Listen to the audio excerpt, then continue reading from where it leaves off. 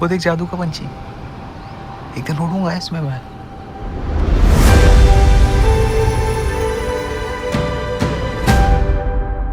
All right, so I'm absolutely delighted to have Team Superboys of Malegaon with me on filmshilmy.com. So, Ritesh, Reema, Zoya, and Adarsh, a warm welcome to all four of you on Filme Shilmy. Thank you for having us. I mean, I think Ritesh, I'm gonna actually begin with you.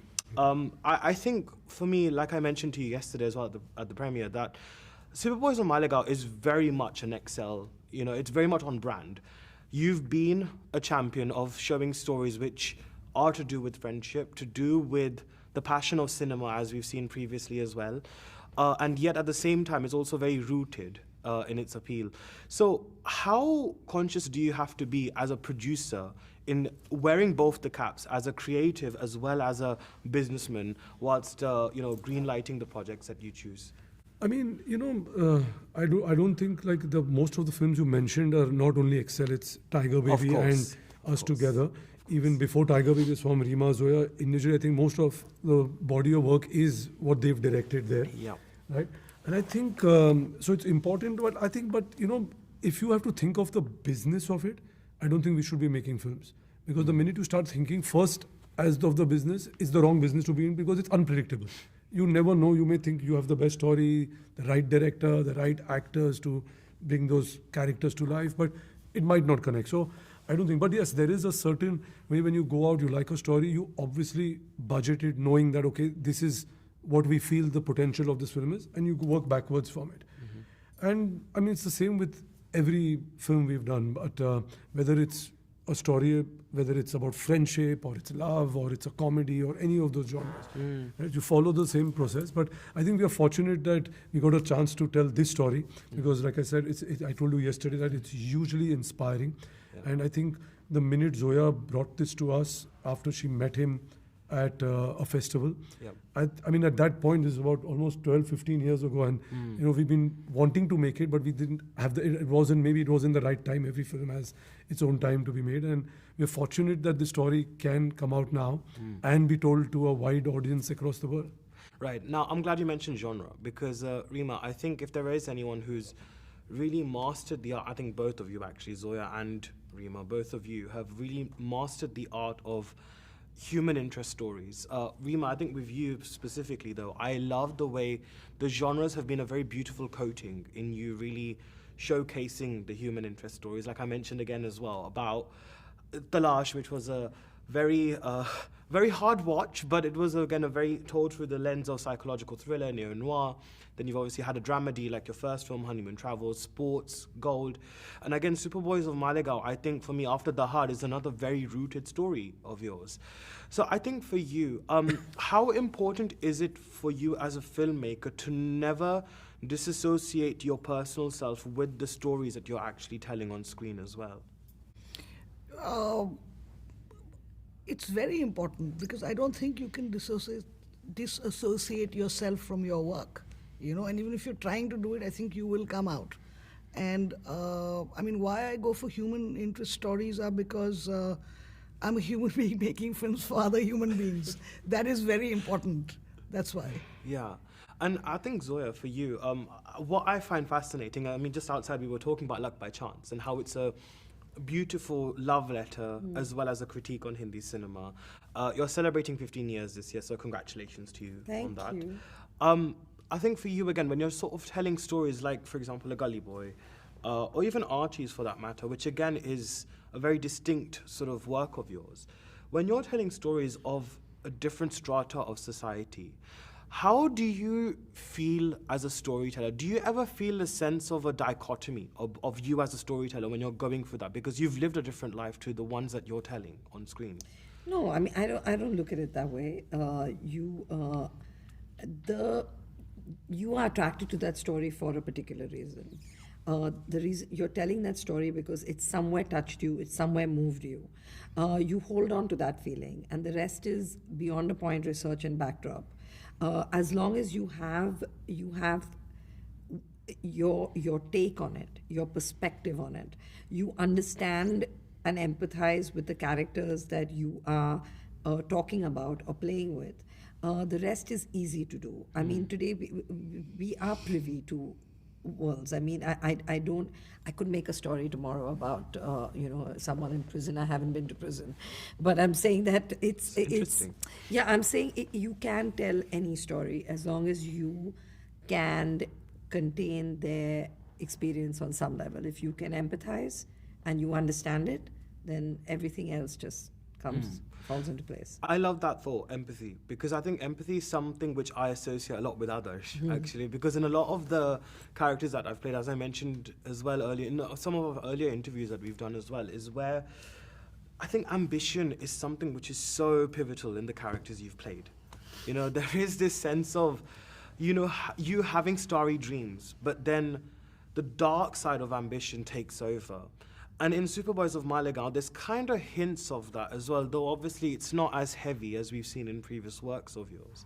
But how have you learned to deal with portraying, let's just say, characters on a darker side, or ambition overpowering your empathy and your humanity? How do I deal with that? Yeah, as an actor, without judging it, I mean, I treat it like a story that I'm doing temporarily, So of course it affects me when I empathize with the character, when I'm attached to playing the character. I've been playing him for some time, but it's something that I myself never realized. When you brought this up yesterday in our conversation, and you said that all my characters always have this shade of ambition and borderlining greed. It's something that also hit me as we were speaking, and maybe it's got something to do with who I am as a person, but I guess so, because maybe it's something that people see in me when they cast me as the characters that I play, but I also feel like it's a very natural emotion to have in anybody. I just feel like the degree of that changes depending on your circumstance. So I would say I'm fortunate enough to work on stories that are fleshed out that well, where you see that shade that people would maybe sometimes shy away from showing, because one would consider that, shit, this is maybe not the most positive shade to show, but it actually makes for a very interesting watch when you see something like that being shown. So I guess I'm lucky that I've worked with good writers, yeah. Now, I think when it comes to Excel and Tiger Baby both, if there is anything that I love the most is your representation of dysfunctionality. I said this to Farhan and he gave me a very interesting answer, like for Bombay Meri Jaan some time back. I think when you guys represent that, I think it's rooted, as I said, in Indian emotions and the culture and the society that we're all familiar with. But at the same time, there's a very Western feel to him. And I think it's a very good fusion of Indo and Western. So I think, Reema, and to Zoya, to you both, how do you, again, manage to create that fusion at the drawing room when you're writing, especially maybe something in light of Superboys of Malegaon, How do you manage to get that right fusion of Indo and Western in your films? I don't think we make that attempt or effort. I think that's just how we are made. I think we at least me, I grew up in Mumbai city. I had a very urban childhood. My influences came from a lot of spaces. I was watching a lot of Indian cinema, and I've grown up in India as well. So I have that, I'm Indian, and so I understand its milieu in that way. But at the same time, my exposure was very different. And I think I grew up little hybrid in that way. So I think that just comes out in the work organically. We don't make an effort to do that. That's just how it presents itself, Yeah, it kind of happens without us actually trying to do it, Yeah. because it's who we are. Yeah. And I know Superboys of Malegaon, Reema, you were saying it's something which you related with a lot. And I said this the same thing. I mean, I spent half of my childhood in video shops and DVD shops. So I think for you, again, did you ever feel a moment of like your younger self sort of speaking to you whilst you were making this film as well? Yeah, no, definitely. I think that Nasir, and the interesting thing about him was he had a passion for filmmaking, and he went out there and made films just for the love of it. And I think that meeting him, talking to him, especially during the scripting process and stuff, made me go back to the reason why I wanted to make films in the first place. And sometimes it is, not sometimes, I mean, like, when you're you've had a 15, 17-year run as a director, you do tend to get a little jaded and stuff. But it was really kind of humbling and rejuvenating. Because he did take me back to why I wanted to be a filmmaker in the first place. I relate with that so much. Really, I do resonate with that. I think on a final note, Ritesh, we're living in a very unpredictable time, box office-wise. I feel like films are either doing really, really well or they're literally biting the dust. And I think as alarming it is for us reporters and audiences, I'm sure for you as a producer, it must be even more difficult to kind of gauge what sort of film has what. I mean, you know, the Excel lineup is always so fantastic. I mean, you've got Superboys of Malegaon, but then you've also got Don 3, which I am absolutely excited about, which is an understatement. So again, for you as a producer right now, how are you feeling about the box office fate? Because I know you don't make films for that reason, of course, but somewhere kahi na kahi, it must disturb you, right? It must make you feel, okay, what is going on? No, of course. But, you know, it's the same. It's like, but, you know, I'll tell you, I'll share with you something which is, I don't know whether you realized it or we've looked at it, like pre-COVID, right? We could not even imagine movies at the box office doing a number which in the last 18 months, 5 movies have done. You have 5 movies out there which have crossed 500 crores at just the Indian box office, which none of us would even imagine when we were greenlighting a project. Yaar, 500 crore, is it a number which can happen, knowing that we are the most underscreened country, right? But it happens.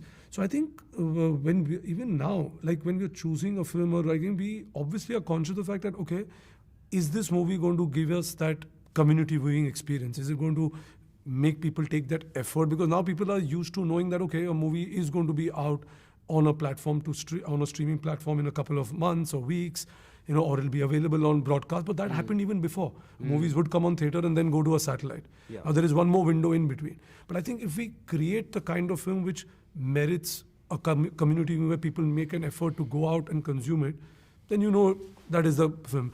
But you also have an alternate today where you want to tell a story and you feel that the best platform for it would be going straight to streaming.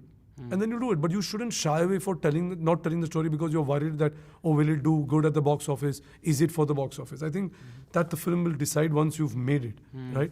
So I think that's the process you need to follow, but it's also giving you an opportunity of telling far more different stories where producers or filmmakers would think twice, saying, oh, will this work? Will this not work? Because you know that, okay, I have an opportunity of maybe taking this straight on a way, and I'm still getting, it doesn't matter, right, where your audience is coming. You're making a movie, you want people to watch it.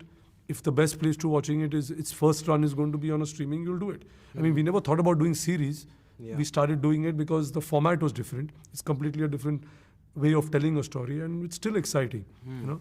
So I think, but the box office will always be there because I mean, personally, I feel that I'm excited making movies where it's for the larger screen. Sure. And we would continue wanting to do that. A very quick follow-up, because I've got to ask you this question, which is great for Superboys of Malegaon, because it's obviously going to have its official release and it's going to have a streaming as well on Prime Video. So how confident do you feel about the theatrical release of the film? And I think, you know, you were talking about the storytelling and the creativity aspect, which I think you've done very well, given the fact that it's also, there's a documentary based on the story. For example, a sequel like Dawn, for example, which is such a well-known story. How challenging has it been for you as creators to always continuously bring out those creative juices as well? You're talking about Dawn, or you're talking about confidence of taking Super Boys? Both the questions. Both together. So I think we are extremely confident that this merits a theatrical release in a way. And I think the fact that Amazon Prime and MGM are supporting that vision means they believe in that too, because otherwise they're a streaming platform which would say ideally bring it straight to streaming. But I think when they heard the script the first time, both the teams in India and LA, and after watching it, they're pretty confident. That is why we're doing this route. We're bringing it to BFF here. We're taking it to, we took it to TIFF. So the idea of bringing it more, getting it discovered more by a slightly more wider audience is the hope. And the reason also of doing that is that we are pretty confident of the theatrical thing. And about Dawn, it's an exciting franchise. I've never done an interview where I miss a question on Dawn, but I think it's the need of the hour. Yeah, but I think what Ritesh is not telling you about himself and Farhan, and my first 2 films in that sense, they were very alternative. Yeah. And I think that once they believe in something, they tend to have a huge appetite for risk, and they go for it, and it works out. No, amazing. You know, because I think it comes from a very strong connection to want to tell those stories. Yeah. And then he makes it happen. Absolutely. Well, look, I think on that note, I'm going to have to wrap up there. We've run out of time. But it was such a pleasure to have all Thank four of you. you on Thank Filme you. Shilmy. It's always such Thank a pleasure you. to have you all for interviews. And I think it was so wonderful to have you together. So thank you Thank so you. much. Thank you. Thank you for having us. Right.